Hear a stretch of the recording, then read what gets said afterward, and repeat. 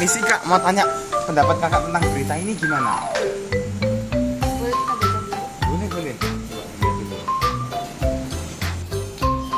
Menurut saya pribadi, perusahaan itu seharusnya tidak memanfaatkan kontrak kerja para pekerjanya untuk hal-hal pribadi yang tidak senonoh seperti yang diucapkan bosnya itu.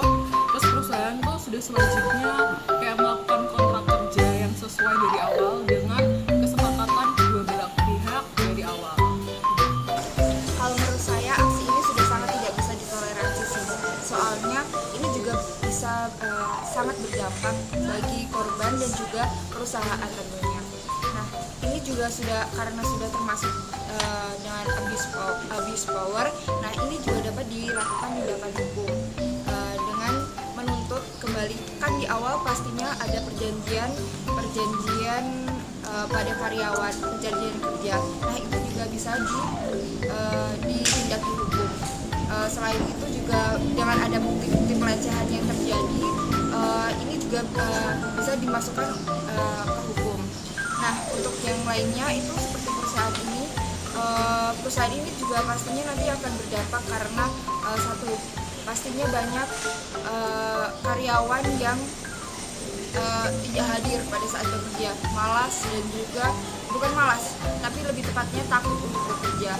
Produktivitas perusahaan juga berkurang karena itu tadi tidak nyaman berada di pekerjaan. Nah, ini adalah kesalahan perusahaan karena telah menutup mata sampai akhirnya memburuk seperti ini. Nah, itu juga bisa itu tadi menurut aku bisa ditindakin hukum agar perusahaan dan juga atasan tadi jerah. Siapa? Terima kasih ya Kak. Iya. Ya.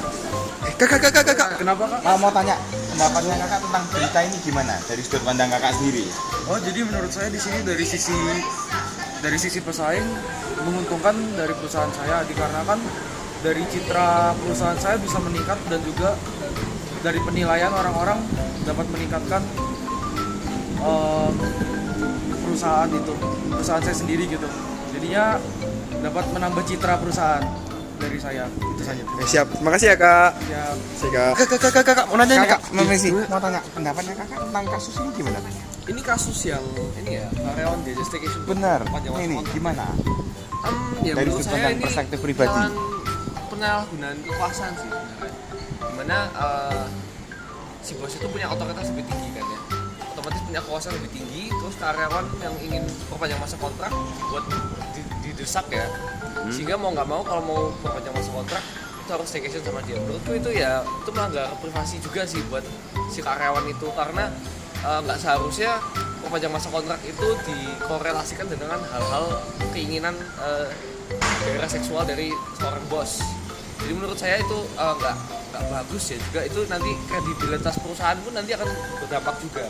Pasti juga trust kepercayaan konsumen, kepercayaan karyawan terhadap manajemen perusahaan yang dipegang oleh bos ini akan menurun, dan itu juga akan menguntungkan pesaing yang dimana pasti market dari perusahaan tersebut pasti pindah ke perusahaan lain. Menurut saya itu aja sih. Kalau untuk dari kasus ini si karyawan pun juga bisa melaporkan ya ke pihak yang berwajib karena ini juga udah melanggar HAM. Dia itu bisa dilaporkan. Menurut saya itu aja. Siap. Terima kasih Kak. Kak. Tanya tentang pendapat dari kasus ini sendiri gimana? Kalau pendapat ini tidak bisa dibenarkan ya, karena apa ya? Kalau kita sebagai bos atau punya usaha tuh nggak boleh mengajak karyawan atau karyawati untuk staycation dengan alasan perpanjang kontrak. Itu udah menyalahi pasal 294 ayat 2 KUHP. Jadi perusahaannya bisa dituntut mungkin sama karyawati kalau berani melaporkan, tapi seharusnya berani. Masa kita harus perpanjang kontrak harus staycation dengan bos-bos, ya nggak baik lah, udah menyalahkan aturan lah. Ya semoga aja ada yang berani melaporkan ke pihak berwenang atau yang pihak berwajib. Terima kasih. Oke, thank you ya Kak. Siap, Kak. Thank you. Kesimpulan dari video ini adalah bisa kita lihat bahwa dalam dunia kerja yang nyata, dalam kasus-kasus seharian kita bisa lihat bahwa banyaknya praktek-praktek yang tidak senonoh dan tidak baik dari atasan-atasan mereka sendiri. Sebagaimana yang bisa kita lihat bahwa adanya kasus seperti di mana perpanjang kontrak harus staycation dulu, harus menemani bos di hotel. Itu adalah contoh yang tidak benar. Nah, dari kasus ini kiranya kita harap bahwa adanya perhatian dari pemerintah pusat, dari Menaker juga berdasarkan pasal 294 ayat 2 KUHP tahun 2003, di mana kita sendiri bisa melihat bahwa adanya harus berani speak up, berani melapor kepada pihak yang berwenang untuk membuka kasus ini.